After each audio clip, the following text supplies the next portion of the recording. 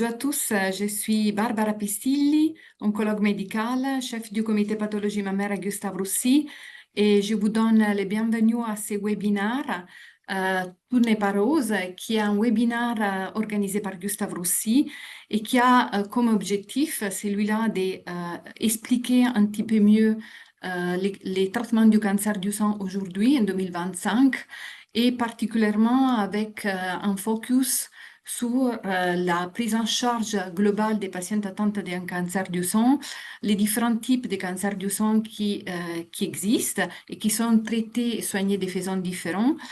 Et finalement aussi faire un petit peu un récap sur les avancées les plus importantes dans les traitements du cancer du sang. Vous savez qu'il y a eu un très gros congrès la semaine dernière à Berlin, ESMO, qui est un congrès européen dans lequel il y a eu aussi la présentation des avancées très importantes dans les traitements du cancer du sang. Il faut savoir que le traitement du cancer du sang est surtout multidisciplinaire et ça, c'est la raison pour laquelle je suis aujourd'hui avec mes collègues qui sont oncologues médicales, oncologues radiothérapeutes et aussi chirurgiens. Et en fait, on a besoin d'une prise en charge assez globale et collégiale des différents types de cancers du sang si on veut augmenter le taux de guérison. Et donc, c'est pour ça que je suis accompagnée aujourd'hui par le docteur Guillaume Louvel, oncologue radiothérapeute à Gustave Roussy, le docteur Jean Zegondi, oncologue médical à Gustave Roussy, le docteur Thomas Granda, aussi oncologue médical à Gustave Roussy, le docteur Angelica Conversano, chirurgienne à Gustave Roussy, et le docteur Shaima Bousri, qui est oncologue médical à Gustave Roussy. Donc, encore merci pour votre participation aujourd'hui. L'objectif de ce webinaire est qu'on doit être absolument interactif, donc chercher d'un côté de répondre aux questions que nous avons déjà reçues de la part de l'audience, donc des personnes qui se sont inscrites au webinaire.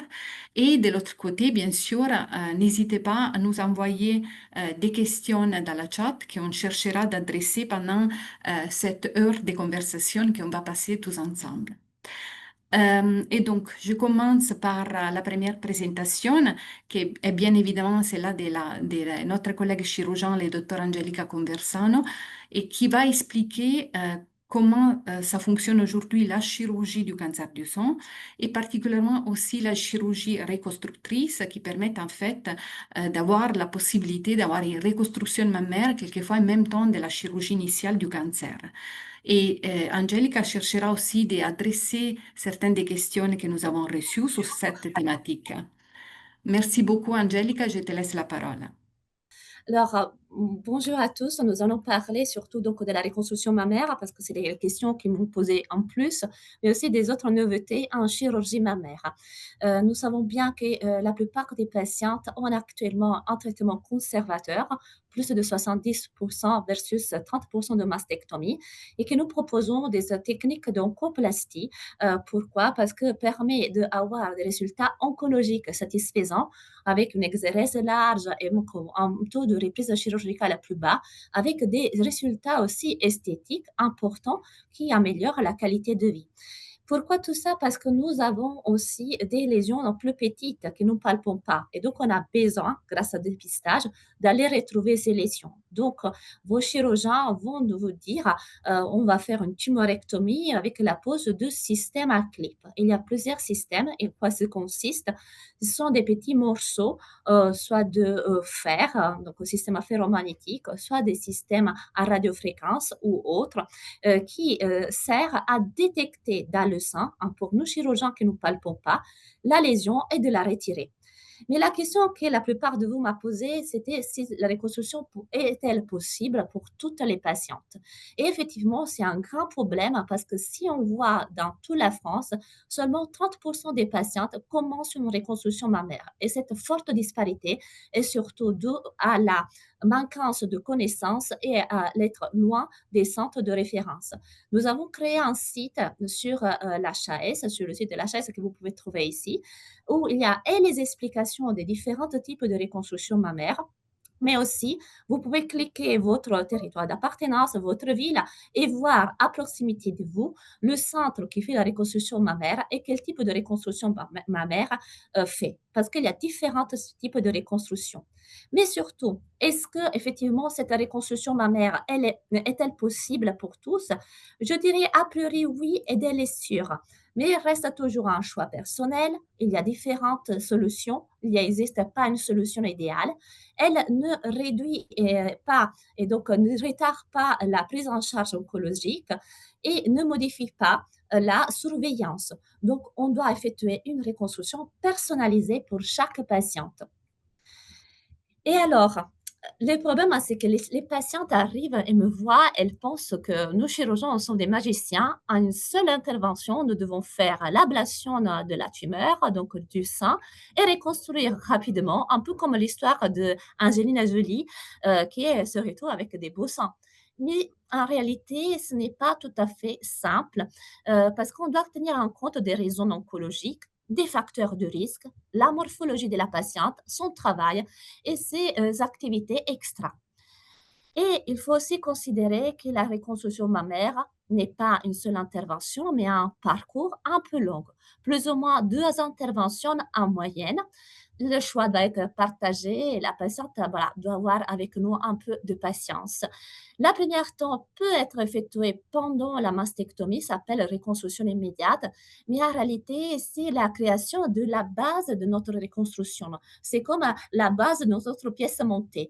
Parfois, il faut attendre donc la fin de tous les traitements pour faire la décoration de notre pièce montée. Et donc, faire des petites retouches, la symétrisation du sein contralatéral et à la fin aussi la reconstruction de la plaque aréolo-mamelonnaire, la PAM.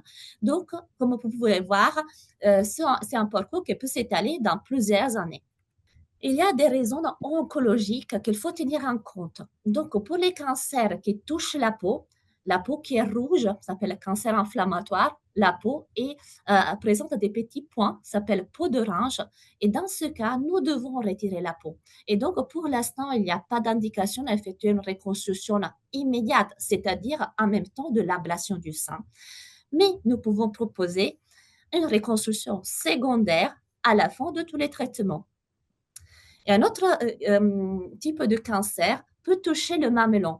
Il peut être aussi sous forme d'une croûte sur mamelon ou d'un écoulement sanglant. Et dans ces conditions, on peut proposer la reconstruction mammaire immédiate, mais dans cette fois-ci, nous devons retirer le mamelon.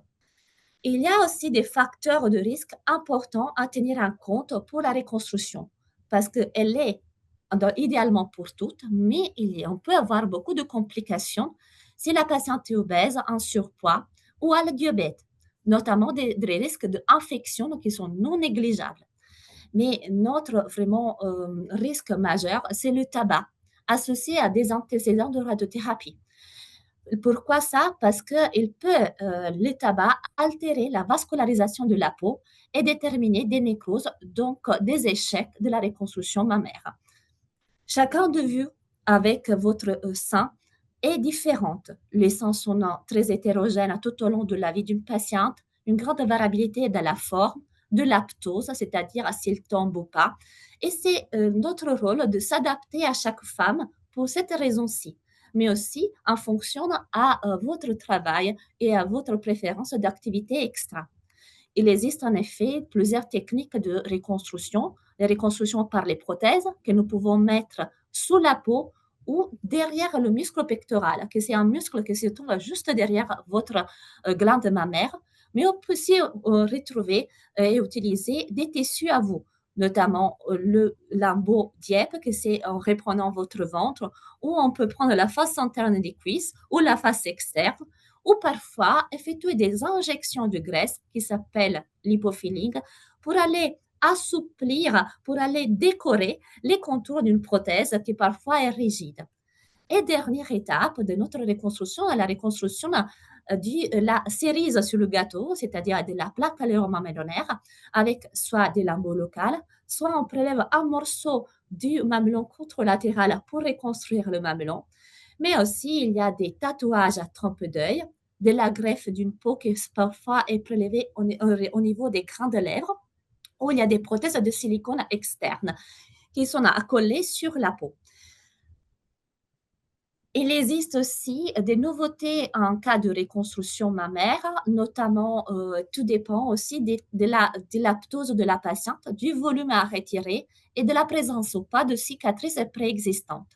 Il y a différentes incisions que votre chirurgien peut vous proposer et actuellement, pour les patientes qui ont des petits seins, qui n'ont pas d'autres cicatrices et qui n'ont pas de ptose, nous pouvons proposer des techniques avec le robot, avec un seul bras, ça s'appelle single port, ou avec plusieurs bras, ou simplement sous cystoscopie. Et la cicatrice est bien loin du sein, cachée au niveau du crack axillaire. Enfant, grande nouveauté, il faut tenir en compte au niveau du crack axillaire. Il faut tenir en compte présente qu'actuellement, on fait de moins en moins de curage axillaire, c'est-à-dire l'ablation de tous les ganglions de la chaîne axillaire où la lymphe qui vient du sein arrive, même si le ganglion sentinelle, que c'est le premier, il est malade, parce qu'on peut mettre comme alternative de la radiothérapie locorégionale. Et aussi, on évite de faire le ganglion sentinelle tout court chez les patientes qui sont ménopausées, qui ont des petits cancers hormonosensibles, parce qu'on a trouvé un même taux de survie. Et donc, voilà, si vous avez des questions, je suis là. Merci beaucoup, Angelica, c'était vraiment clair, hein. Oui, il y a quelques questions et une des questions que je vois dans la chat est est-ce que c'est la décision de la reconstruction mammaire, c'est quelque chose qu'il faut prendre tout de suite au moment de l'ablation du sang ou c'est une décision que la patiente peut prendre même plus tard? Quel est ton Les deux conseil sont en général? Qu'est-ce que tu dis à Les tes deux sont patientes? corrects. Bien sûr, si on pense et on réfléchit d'emblée, c'est plus facile après programmer ensemble ce parcours. Mais si vous avez eu une mastectomie sans reconstruction, on peut aussi réfléchir en reconstruction secondaire plus tard. Merci beaucoup. Mm. Merci Angelica. Mm. Juste dans l'intérêt du temps, je passe à la prochaine présentation. Donc, comme vous savez, dans la prise en charge d'une patiente, on a généralement la chirurgie qui est suivie par la radiothérapie, raison pour laquelle nous avons voulu garder cet ordre aussi dans les webinaires aujourd'hui. Et donc, après Angelica, j'invite Guillaume, le docteur Guillaume Louvel, à nous expliquer un petit peu comment ça fonctionne la radiothérapie aujourd'hui dans les cancers du sang. Pourquoi? Parce qu'il y a eu vraiment des avancées majeures au cours des dernières années, avec une durée de la radiothérapie qui est assez plus courte par rapport à ce qu'on faisait il y a quelques années. Et donc, Guillaume pourra nous expliquer pourquoi ça est possible aujourd'hui et pour quels patients. Bonjour, donc je suis Guillaume Louvel, je suis oncologue radiothérapeute à l'Institut Gustave Roussy. Merci Barbara. Donc comme Barbara l'a dit, en effet, la radiothérapie est très fréquente dans les cancers du sein. Elle est quasi systématique, même on peut dire systématique après une chirurgie conservatrice et plus au cas par cas après une mastectomie. Je voulais juste vous rappeler, avant de commencer sur les avancées, comment ça se passe en pratique, parce que ça va être important pour comprendre la suite. Évidemment, ça commence par une consultation de radiothérapie où on fixe l'indication et la dose de radiothérapie à délivrer. À l'issue de cette consultation, généralement une semaine, 10 jours après, on va prévoir un scanner de préparation qui est systématique avant tout traitement de radiothérapie. Nous, on va travailler sur le dossier. Généralement, ça prend une semaine, 10 jours en moyenne, on va dire, pour préparer l'irradiation. Et c'est là que le patient, la patiente revient pour le traitement. Qui s'effectue sur de multiples séances. Historiquement, on va dire qu'il s'effectuait sur 25 séances il y a encore quelques années, je dirais la période avant le Covid. 25 séances à raison d'une séance par jour, du lundi au vendredi, soit 5 séances par semaine, et donc 5 semaines de traitement, chaque séance durant à peu près 15 minutes. Avant chaque séance, c'est ça qui vous est figuré ici, on va recontrôler le positionnement. Guillaume, excusez-moi, pardon, Oui, je vous coupe. On ne voit pas les slides se déplacer, en tout cas de notre côté. là c'est bon pour moi. C'est Excellent, parfait. c'est parfait. Ah, Merci beaucoup. j'ai partagé le PowerPoint, c'est pas l'écran, c'est de ma faute. Et donc, qu'est-ce qui a changé radicalement dans ce parcours patient? c'est le nombre de séances. Comme je vous disais, le traitement historique, mais historique au sens, juste avant le covid, globalement, c'est de faire 25 séances donc sur, 5 semaines. C'est tous ces petits bâtons qui représentent un jour. Plus ou moins un complément de dose sur le lit opératoire, essentiellement chez les dames jeunes, mais on va peut-être oublier ce qui complexifie un peu les choses. Ce qui a changé, c'est ce qu'on appelle l'hypofractionnement, c'est-à-dire la réduction du nombre de séances qui peut être soit, on dit de manière modérée, sur 15 séances à la place de 25, donc sur 3 semaines en gros, c'est ce que vous voyez là, ou sur 5 séances, donc nettement moins que le traitement historique, qui s'effectue essentiellement donc sur 1 semaine. C'est ce qu'on appelle le protocole fast forward pour ceux qui s'y connaissent. Et on sait, depuis relativement récemment, puisque l'étude a été publiée en 2025, elle a été menée par le docteur Rivera, qui est la chef de service de radiothérapie ici, qui a étudié le fait de faire 15 séances, contre le fait d'en faire 25, même avec, une radiothérapie des aires ganglionnaires. Ce qui était le problème, c'est qu'on ne pouvait pas avant proposer, 15 séances pour tout le monde. Maintenant, avec les résultats de cette étude qui montrent que le fait de faire 15 séances tout à fait équivalent à 25, on peut proposer de faire 15 séances dans toutes les situations. C'est-à-dire que, le maximum de séances, sans prendre en compte ce que je vous ai dit sur le fameux boost là, c'est à l'heure actuelle maintenant de faire 15 séances 3 semaines, dans toutes les situations, et on sait que le fait de faire 15 séances, comme vous voyez sur les courbes, ça ne change pas, les toxicités ni les résultats oncologiques. Ensuite, vous avez vu qu'on pouvait aussi passer à 5 séances. Là, par contre, le 5 séances, c'est pas encore valide pour toutes les situations de cancer du sein. On va plutôt parler de cancer du sein précoce ou pour faire, schématique, sans atteinte, ganglionnaire essentiellement. Ce traitement en 5 séances, il est plus récent. Et on a eu tout récemment cette année les résultats actualisés de suivi sur 10 ans quand on fait 5 séances, et on voit que sur 10 ans, quand on fait 5 séances de traitement, donc le protocole dit fast forward, on est à 2 de risque de récidive locale, puisque la radiothérapie, ça joue exclusivement sur le risque de récidive locale. Donc on est sur des chiffres extrêmement faibles. Sur 10 ans, 2 c'est vraiment très, très bas. Bon, c'est pas que la radiothérapie, c'est aussi l'amélioration de la chirurgie, l'amélioration de l'imagerie et ainsi de suite, qui ont fait que maintenant la prise en charge de ces cancers du sein précoce, on est avec de très très bons résultats entre une chirurgie conservatrice plus l'adjonction d'une radiothérapie adjuvante sur 5 séances. Ce qu'on a mis en place dans le service par rapport au parcours thérapeutique que je vous ai montré, tout à l'heure, c'est de se dire, bah, comme on est sur 5 séances, on pourrait tout à fait envisager de faire le traitement aussi sur 5 jours. Puisque avant, comme je vous l'ai montré, on faisait la consultation, puis on faisait le scanner 1 semaine après, puis on faisait, la première séance à peu près 10 jours après le scanner. Donc tout ça ne se déroulait pas sur 5 jours.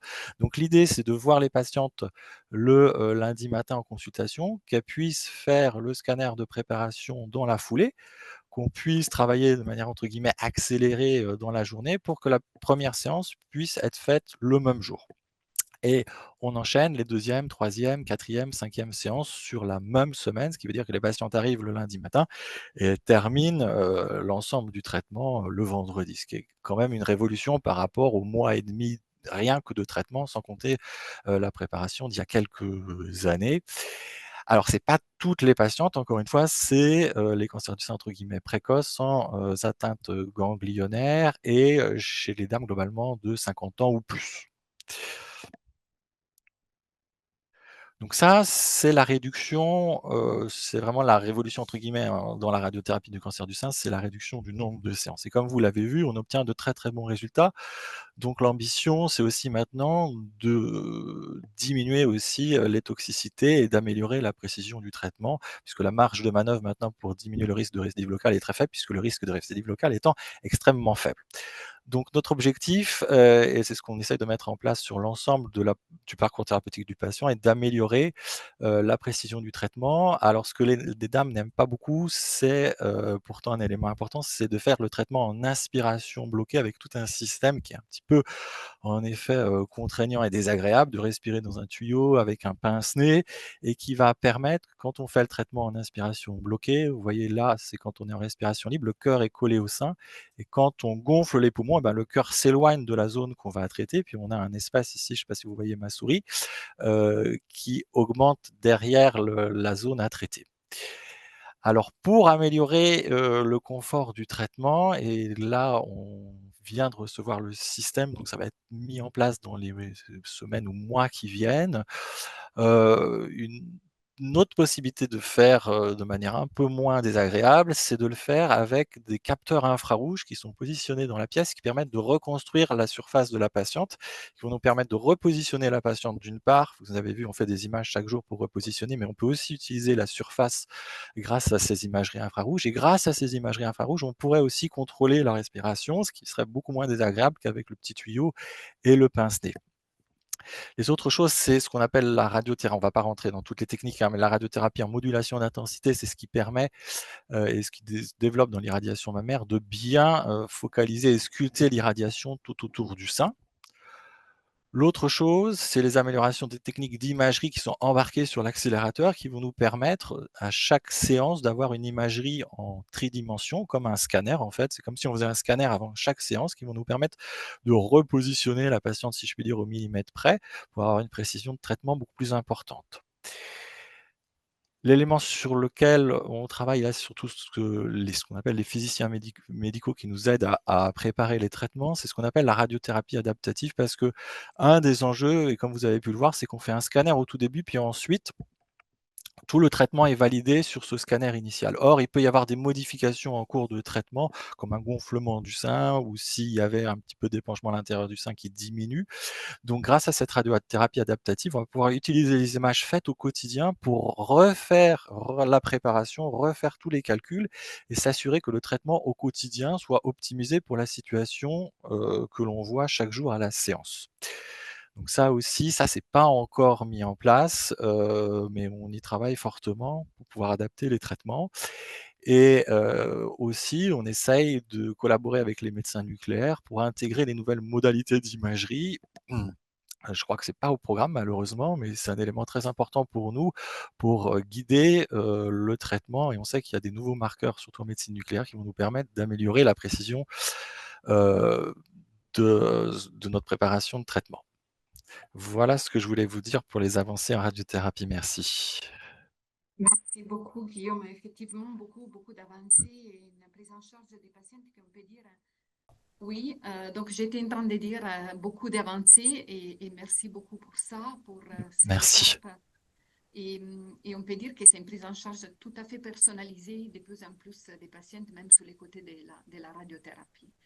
Moi, je voudrais maintenant laisser la parole à mes collègues oncologues médicaux. Et l'idée est toujours de garder les flux qu'on a généralement dans notre pratique clinique au quotidien. Et donc, d'abord, comment ça commence la prise en charge des patients avec un cancer du sang.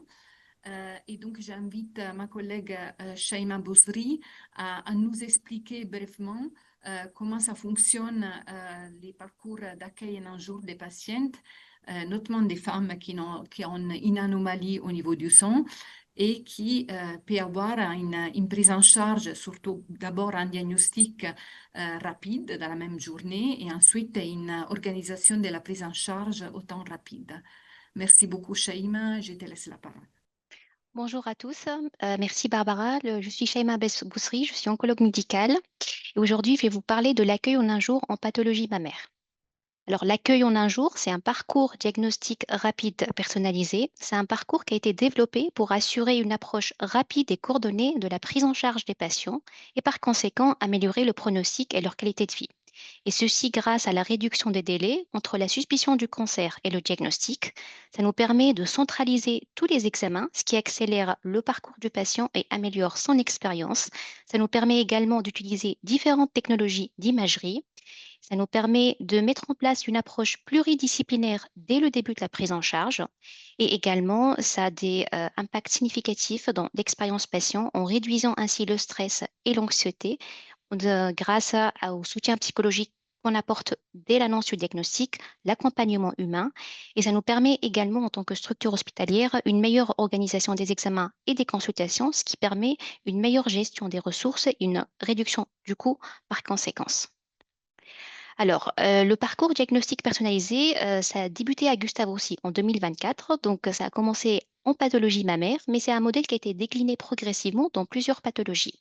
De nombreux établissements de santé français se sont inspirés du modèle One Stop Clinic en scénologie. Ils l'ont adapté selon leurs besoins, mais ça a été également diffusé à l'international grâce à un partenariat signé entre Gustave Roussy et General Electric Healthcare. Ça permet de déployer ce modèle dans une vingtaine d'établissements au Mexique, en Colombie, ainsi dans un groupe de cliniques aux États-Unis. Alors, l'accueil en pathologie mammaire, c'est l'accueil en un jour. Donc, ça a démarré le 5 avril 2004. C'est un accueil qui se passe une fois par semaine, c'est tous les lundis. Toute personne qui a une anomalie suspecte du sein, une anomalie clinique et ou à l'imagerie est éligible à ce parcours. C'est un parcours qui implique plusieurs professionnels de la santé et la durée moyenne de la journée est de 6 heures. Comment ça se passe? Alors, pour la prise de rendez-vous, c'est très simple. Soit c'est le professionnel de santé ou le patient qui prend directement le rendez-vous. C'est des délais qui sont rapides dans la semaine. Dès que le patient arrive à Gustave Roussy, il passe par l'accueil central pour faire les formalités administratives, puis on lui remet une fiche de circulation et le dossier médical, et après, il s'adresse à l'espace 7 de consultation. À ce moment-là, il va être reçu soit par un oncologue médical, soit par un chirurgien. Celui-ci va vérifier les examens qui vont être réalisés à l'extérieur. Il va faire l'observation médicale, donc il va bien vérifier les antécédents personnels et familiaux du patient. Il va faire l'examen clinique, il va récupérer les différents examens d'imagerie si faits à l'extérieur et il va discuter de façon collégiale avec le radiologue de ces examens. Et après ces discussions, on décide de faire des examens complémentaires le jour même, qui peuvent être une échographie, une mammographie, une angiomammographie.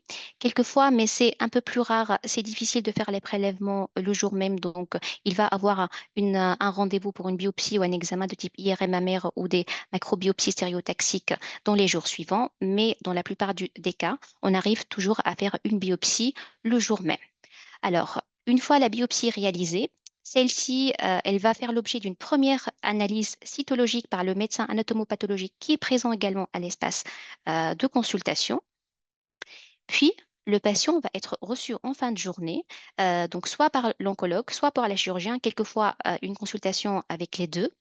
Et lors de cette consultation finale, il sera communiqué au patient le résultat des examens d'imagerie qui ont été réalisés le même jour, le résultat de la prise de sang si elle a été faite également et le résultat de cette analyse cytologique. À ce stade, il sera possible de vous donner une première réponse concernant le diagnostic, soit une lésion bénigne, soit un cancer. Et à partir de ces éléments-là, donc les résultats des imageries, l'évaluation clinique et les résultats cytologiques, on peut déjà établir une première ébauche d'un plan personnalisé de soins. Celui-ci va nous permettre, premièrement, d'anticiper certains examens complémentaires, comme le TEP scanner, une échographie cardiaque, des examens biologiques un peu plus spécialisés, des examens de fertilité. Ça nous permet également, en fonction du stade et en fonction d'autres éléments de décision clinique, d'anticiper soit un rendez-vous opératoire, soit un rendez-vous avec l'oncologue pour une chimiothérapie ou un traitement médical préopératoire. Ça nous permet également, en fonction de l'évaluation clinique et en fonction du besoin du patient, d'anticiper certains soins de support.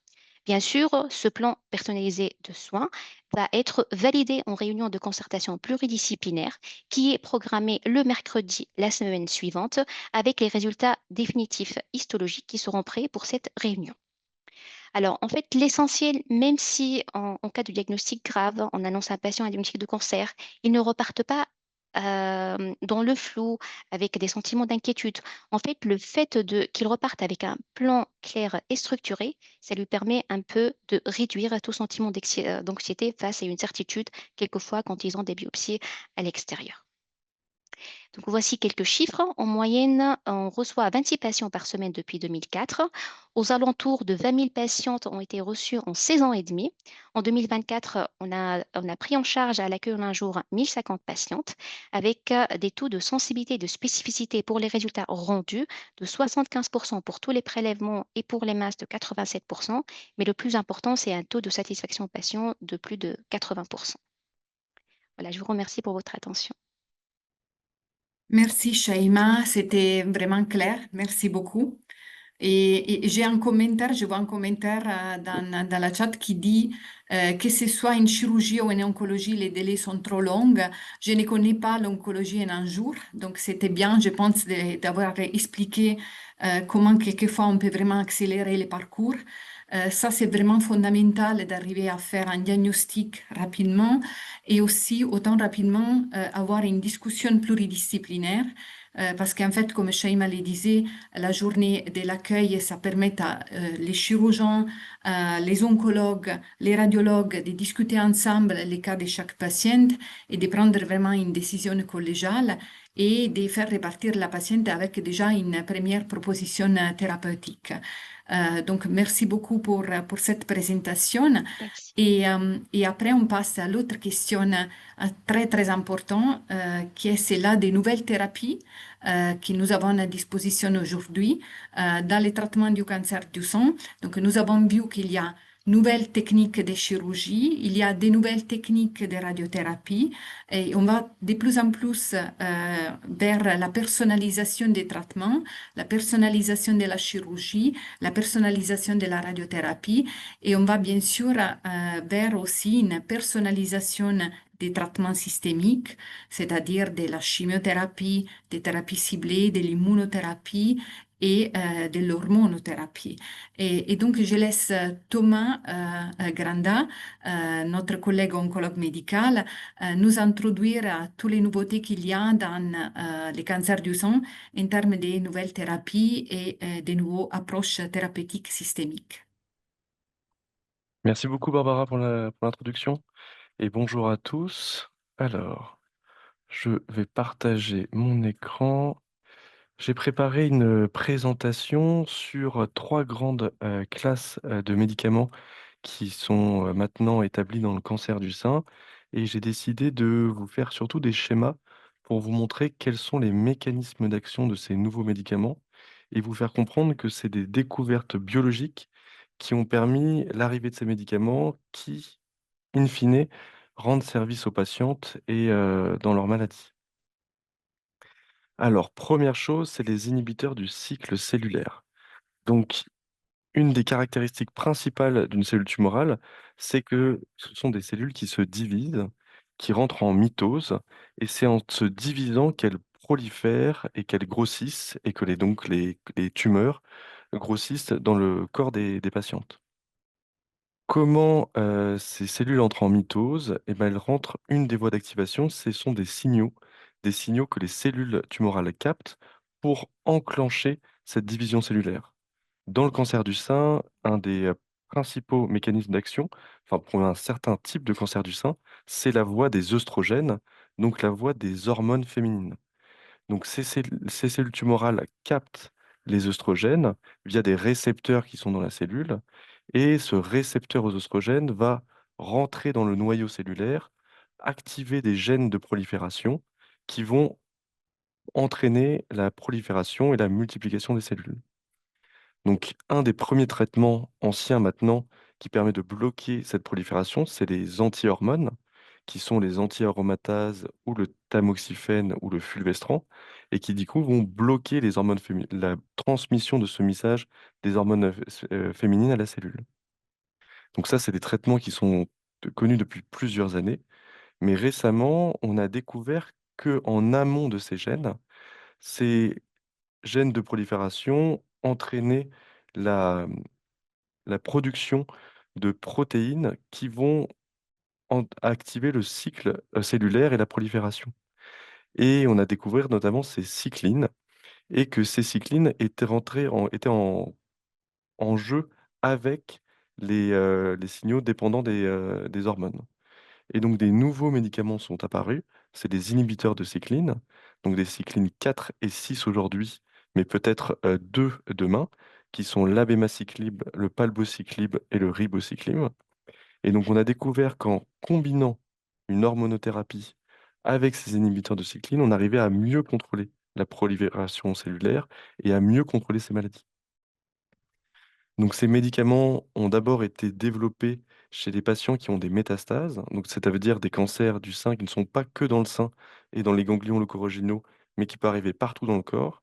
Et ces médicaments ont démontré qu'ils prolongeaient la survie de ces patientes quand ils sont donnés au début de la maladie. Donc soit initialement ou soit en seconde ligne. Et récemment, et notamment à l'ESMO dernier qui a eu lieu le week-end dernier, ces 2 médicaments, qui sont le ribociclib et l'abemaciclib, ont montré qu'ils pouvaient être donnés chez les patients qui ont des cancers localisés. Donc, c'est-à-dire après la chirurgie, après la chimiothérapie et après la radiothérapie. Ces médicaments permettent de prolonger la vie sans récidive de la maladie. Et pour l'abemaciclib, qui a montré pour la première fois des bénéfices en survie globale, c'est-à-dire que ces médicaments permettent de guérir plus de personnes qui sont atteintes d'un cancer du sein localisé. On aura probablement ces données aussi pour le ribociclib, mais il va falloir attendre quelques années encore. Donc voilà un modèle de médicaments qui, en connaissant la biologie des cancers, permettent de casser les cycles de prolifération et de prolonger la vie des patientes métastatiques et de guérir plus de personnes au stade localisé. La deuxième grande classe de médicaments, c'est l'immunothérapie. Et donc l'immunothérapie, d'où ça vient, c'est de plusieurs formes. Mais par exemple, ici, je vous montre des lames de biopsie. Donc ça veut dire des bouts de tumeurs qui sont évaluées au microscope par le pathologiste de cancer du sein. Et donc là, on voit pour 3 lames, 3 tumeurs qui sont visuellement très différentes. Donc les tumeurs sont les îlots de cellules avec des multiplications de cellules ici. Et les cellules qu'on voit en bleu dans les 2 lames à côté sont des lymphocytes.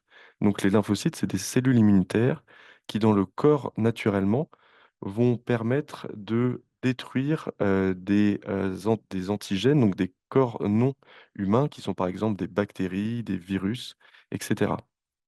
Et on peut voir sur la première lame que ces tumeurs sont absolument pas bleues, donc elles n'ont absolument pas de lymphocytes ou de cellules immunitaires à l'intérieur. Donc elles sont désertes, mais à l'inverse, il y a d'autres tumeurs, comme celle-ci. On voit beaucoup de cellules au milieu et beaucoup de lymphocytes à l'extérieur. Donc ça veut dire que c'est des tumeurs où donc il y a une réaction inflammatoire, mais qui est uniquement en coque autour de la cellule. Et enfin, la plus intéressante, la dernière, la tumeur est totalement infiltrée par des lymphocytes. Les lymphocytes sont rentrés dans la tumeur et on a l'impression qu'elles ont une réaction envers les cellules tumorales. Donc ça, c'est des observations qui ont été faites. Et la question, c'était de comment potentialiser cette réaction immunitaire contre les cellules tumorales. Et donc pour cela, il y a des développements d'immunothérapie. Donc l'immunothérapie, c'est plusieurs types de médicaments. Mais dans le cancer du sein, nous avons des inhibiteurs de checkpoint. Qu'est-ce que c'est? En fait, ce sont des anticorps qui viennent libérer la réaction immunitaire. Pourquoi? Donc ça, c'est un zoom de ce qui se passe ici. On voit qu'il y a une cellule tumorale qui se fait reconnaître par un lymphocyte au niveau, au niveau de complexes qui permettent de reconnaître la cellule tumorale et de reconnaître que ce n'est pas une cellule normale dans le corps et qu'il faut la détruire. Cependant, la cellule tumorale va mettre à sa surface un PDL1 qui est un signal qui va permettre d'inhiber le lymphocyte et le dire: «D'accord, tu m'as reconnu et tu as reconnu que j'étais une cellule tumorale, mais avec le PDL1, le message est: "Ne me détruis pas et n'active pas une réaction immunitaire contre moi"». Et donc c'est comme ça que les cellules tumorales échappent à la réaction immunitaire. Et donc on a créé un médicament qui est en gros un anti-PD1 et donc qui va se mettre à la jonction de ces 2 cellules et qui va bloquer l'interaction. En bloquant l'interaction, les lymphocytes vont ne plus être inhibés, donc vont être activés et elles vont pouvoir médier une réaction immunitaire contre la cellule tumorale et les détruire. Et donc c'est comme ça que ces médicaments fonctionnent. Exactement dans le même schéma que je vous expliquais précédemment, c'est des médicaments qui ont été développés dans les cancers du sein triple négatif, d'abord au stade métastatique. Et donc, on a découvert que pour les cancers du sein métastatiques qui avaient beaucoup de PDL1 quand on les regardait au microscope, le fait de donner le pembrolizumab, qui est cet anti-PDL1, permettait d'allonger la survie des patientes métastatiques. Mais aussi au stade localisé. Donc ça, c'est pour tous les cancers triple négatifs quand ils font à partir d'une certaine taille, quand ils font plus de 2 centimètres ou qu'ils ont une atteinte loco-régionale. L'ajout d'un PD1, d'une immunothérapie anti-PD1, permet de guérir plus de patientes atteintes de cancer du sein triple négatif. Donc ça, c'est le modèle de l'immunothérapie et donc le modèle de réactiver son immunité contre le cancer. Et enfin, dernier modèle de médicament dont je voulais vous présenter, donc des médicaments qu'on connaît bien à Gustave Roussy et surtout le docteur Pistilli qui travaille énormément sur ces médicaments avec beaucoup de programmes dans l'Institut, ce sont les anticorps conjugués à la chimiothérapie. Voici un schéma. Donc c'est un anticorps. Un anticorps est aussi une protéine qui est sécrétée par l'immunothérapie et qui va reconnaître également des corps étrangers dans le corps. Comment ça marche? Une espèce de Y avec deux parties qui reconnaissent le corps étranger et une partie stable qui va permettre de détruire ce corps via les cellules de l'immunité. Ces anticorps, on les connaît, c'est notamment en oncologie. Ils ont été développés dans les années 2000 contre le HER2. Et un anticorps seul contre le HER2 permet de cibler ce récepteur et d'entraîner par plusieurs mécanismes la destruction des cellules HER2. La seconde étape a été de dire, d'accord, nous avons un anticorps qui permet de cibler et via l'immunité et via l'interaction de signalisation, une cellule tumorale juste avec un anticorps. Mais pourquoi pas utiliser cet anticorps un peu comme une tête chercheuse, comme un lion, qui va emmener un traitement via les cellules tumorales? C'est ce qui a été fait en conjuguant. Donc le fait de conjuguer, c'est une façon de lier l'anticorps à des molécules de chimiothérapie, et donc d'avoir un double effet, un effet anticorps et un effet chimiothérapie. Et donc voilà un schéma. Les anticorps sont administrés par la voie sanguine et les anticorps conjugués à la chimiothérapie. Et la fonction de l'anticorps va mener le complexe jusqu'à la cellule tumorale et jusqu'à reconnaître l'antigène de la cellule tumorale que nous avons décidé, qui peut être soit un anti-HER2, soit par exemple un TROP2. Ces anticorps vont être internalisés à l'intérieur de la cellule tumorale et détruits, ce qui va libérer la chimiothérapie. La chimiothérapie va détruire la cellule tumorale et même diffuser dans le micro-environnement et dans les cellules aux alentours pour détruire les cellules tumorales aux alentours. Et également, les anticorps vont réveiller l'immunité pour détruire les cellules tumorales. Donc ce sont des nouveaux médicaments qui sont des complexes entre l'immunothérapie et entre la chimiothérapie pour apporter des médicaments directement au niveau tumoral et dans le micro-environnement tumoral. Exactement comme je l'ai dit tout à l'heure, ces médicaments ont montré qu'ils prolongeaient la survie des patientes qui étaient atteintes de cancer du sein, soit dépendantes des hormones, soit triple négatif, et même HER2 au stade métastatique. Et à l'ESMO récemment, ils nous ont démontré qu'ils permettaient de guérir plus de personnes atteintes d'un cancer du sein HER2 positif au stade localisé. Donc voici mes conclusions. Donc des médicaments qui comprennent la biologie du cancer du sein et qui sont de plus en plus efficaces, de plus en plus personnalisés pour les patientes, avec des toxicités qui sont mieux adaptées et mieux tolérées, même si j'en ai pas abordé sur cette présentation. Donc les inhibiteurs du cycle cellulaire bloquent la division des cellules tumorales qui sont dépendantes, qui sont hormonodépendantes. L'immunothérapie réactive les cellules immunitaires contre le cancer, notamment dans le cancer du sein triple négatif. Et les anticorps conjugués délivrent la chimiothérapie et réactivent les démences immunitaires directement au sein de la tumeur et dans tous les types de cancer du sein. Voilà pour ma présentation. J'espère que ça vous a un peu illustré comment marchent ces nouveaux médicaments. Merci beaucoup Thomas. Et il y a pas mal de questions, donc je profite de la présence des autres collègues oncologues qui ont nous rejoint pendant les dernières minutes. D'abord, merci beaucoup pour être là. Donc, une question est celle qui concerne l'immunothérapie.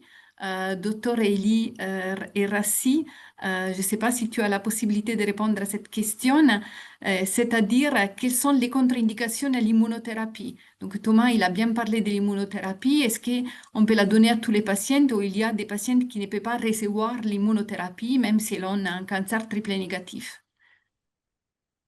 Bonjour à tout le monde. Donc, en oncologie, comme dans toutes les spécialités, pour décider sur un médicament, on est surtout sur une balance de risques et de bénéfices. Donc, à chaque fois que les risques à un traitement sont importants, on va considérer cette balance pour en parler.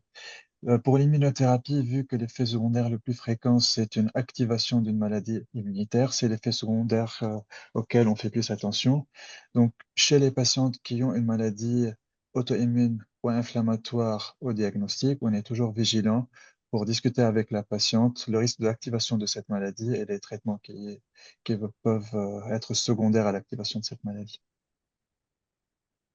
Merci beaucoup, Elie.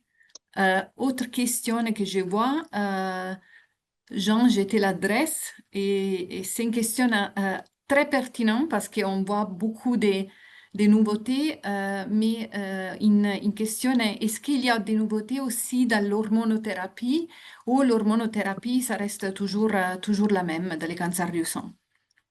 Bonjour, oui, effectivement, c'est une question très pertinente parce que actuellement, on a vu beaucoup d'avancées dans l'hormonothérapie et on a beaucoup de nouvelles molécules qui ont été fabriquées et qui ont prouvé leur efficacité, surtout dans le cancer du sein métastatique. C'est très important pour nous et pour les patientes aussi parce que c'est des molécules qui confèrent une bonne efficacité, mais en même temps, elles ont un profil de tolérance qui est mieux toléré que l'hormonothérapie qu'on a actuellement sur le marché et c'est très important pour la qualité de vie de ces patientes-là. Malheureusement, on n'a pas accès à toutes ces molécules encore en France, mais c'est sur le coup. Et l'important aussi dans cette partie-là, c'est prouver que ces hormonothérapies-là peuvent être aussi efficaces dans le traitement du cancer du sein adjuvant, ça veut dire pour réduire le risque. Et actuellement, à Gustave Roussy, on a plusieurs études qu'on peut utiliser ces médicaments-là, ces nouvelles hormonothérapies-là dans le cancer du sein localisé pour diminuer le risque de rechute. Merci Jean, merci beaucoup. Et je vois une question qui vient d'arriver qui, je pense, est complexe et intéressante. Donc, je la pose à Johanna, Dr. Johanna Ribeiro, oncologue médicale à Gustave Roussy aussi. Bonjour Johanna. C'est une question difficile mais très intéressante Oh là là. et surtout adaptée à cette considération que nous sommes en train de faire sur la personnalisation de la thérapie de plus en plus. Et la question est la suivante. Malgré les avancées et les nouveaux traitements concernant les cancers hormonodépendants métastasés, on peut que prolonger la vie de quelques années et donc on peut toujours pas les guérir, hein. Qu'est-ce que tu prévois pour le futur? Oui, c'est une très bonne question. C'est vrai qu'on voit de plus en plus, je pense que on voit des progressions importantes dans la compréhension de la biologie du cancer. Et ça, c'est très important de poursuivre ce chemin de recherche dans lequel on essaie de comprendre mieux la biologie pour pouvoir développer des médicaments qui vont nous aider. C'est vrai que pour quelqu'un comme nous, qui on fait d'oncologie depuis longtemps, on voit quand même une amélioration très, très importante. Donc, moi, je pense qu'avec toutes les nouveautés, les ADC, comme Thomas a parlé, sont des traitements dans lesquels on peut faire plusieurs combinaisons. Je pense que les ADC ils vont nous aider beaucoup. Moi, personnellement, c'est aussi la recherche que je fais plutôt. Moi, je crois beaucoup à l'immunothérapie et je pense que l'immunothérapie, elle va être donnée de plus en plus dans une phase plus précoce de traitement et on va certainement guérir plus de patientes avec la connaissance plus et plus profonde qu'on va avoir de l'immunothérapie. Et après, il y a une autre partie que c'est très important, que c'est l'interception de la maladie au départ.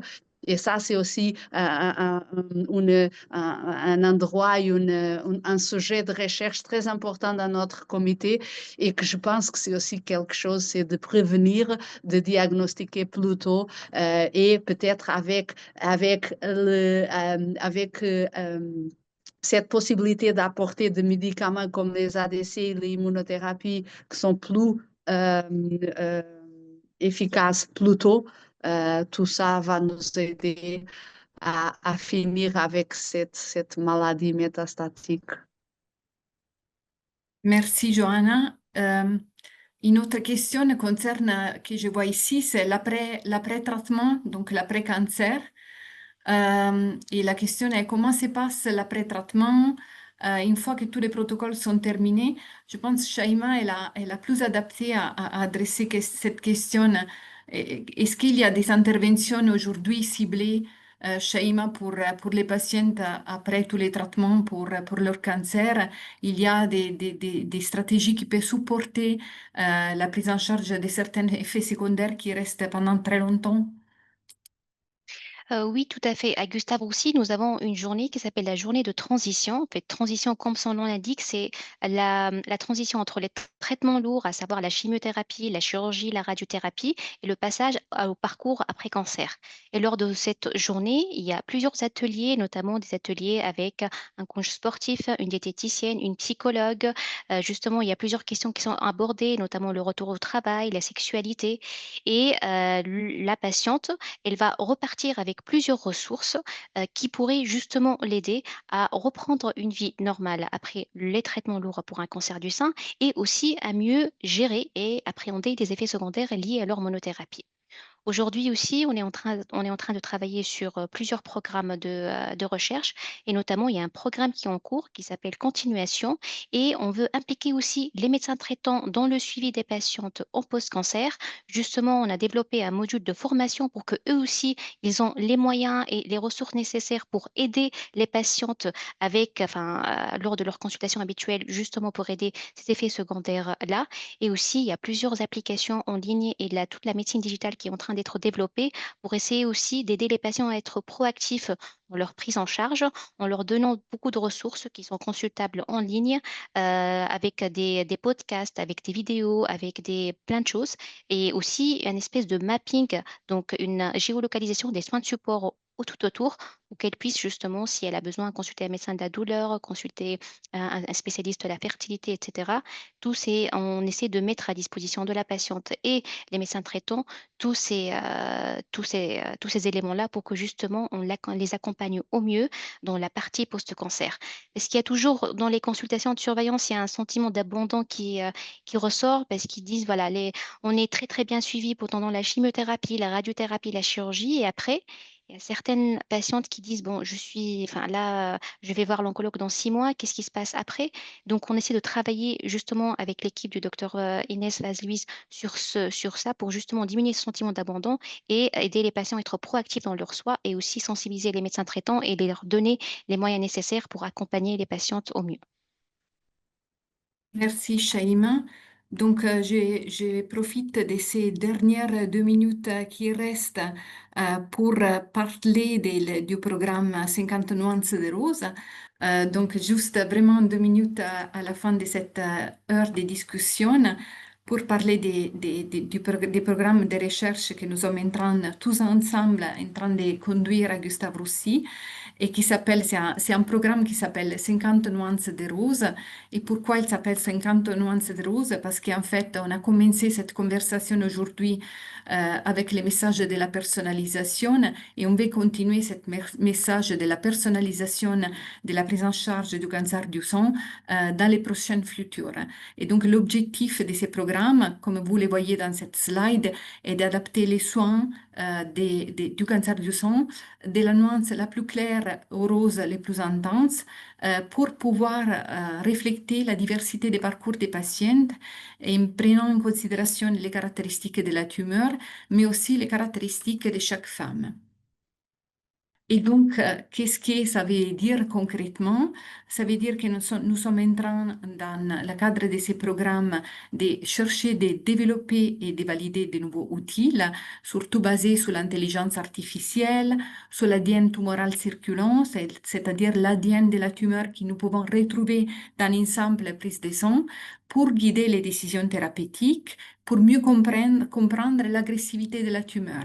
Et donc, pour avoir finalement, comme vous le voyez dans la slide, une prise en charge intégrée qui améliore à la fois les chances de guérison, mais qui prend en considération aussi la qualité de vie de chaque patiente. Et donc, est-ce qu'il y a des programmes déjà qui sont axés sur cette adaptation de la thérapie en fonction de l'agressivité du cancer? Bien évidemment, oui, qui sont portés par les différents médias du comité qui sont présents aujourd'hui à ce webinaire. Nous avons déjà des essais cliniques en cours qui sont en train, par exemple, de considérer une réduction de l'intensité de la chimiothérapie et aussi de l'immunothérapie quand il s'agit de cancers du sang triple négatif de plus petite taille ou avec un bon pronostic, où le bon pronostic est lié à la présence de cet infiltrat inflammatoire immunitaire dans la tumeur, comme Thomas l'a montré tout à l'heure, c'est-à-dire la présence des lymphocytes T, donc une réponse immunitaire contre la tumeur qui peut rendre la tumeur moins agressive, à plus bon pronostic, et donc rendre les patients éligibles à un traitement moins lourd de chimiothérapie et d'immunothérapie.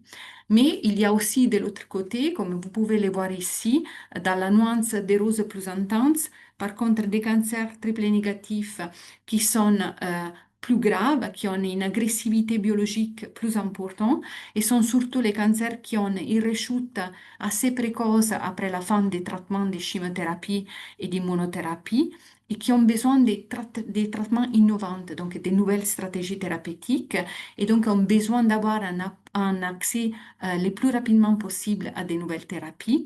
Et c'est ça l'essence du programme Compass, qui est un programme qui est entièrement dédié à toutes les femmes qui ont des cancers triple négatifs et rechutes précoces et qui est en train d'évaluer de nouvelles stratégies thérapeutiques dans ces contextes. Donc, cette slide, ces 2-3 slides, juste pour conclure ces webinaires et vous dire, en fait, il y a de plus en plus cette tendance à la personnalisation des traitements du cancer du sang et la recherche est en train de poursuivre dans cette direction en cherchant surtout de réduire l'intensité des soins et la lourdeur des effets secondaires pour les femmes qui ont des cancers à bas risque, mais de l'autre côté, on cherche de plus en plus d'accélérer l'accès à des nouvelles thérapies pour les femmes qui ont besoin de traitements plus intenses. Et avec ça, je vous remercie encore une fois pour avoir participé à ce webinaire. Je remercie tous mes collègues pour avoir donné leur contribution et surtout leur explication extrêmement claire sur la prise en charge du cancer du sang. Et j'espère qu'on pourra se revoir l'année prochaine. Merci encore.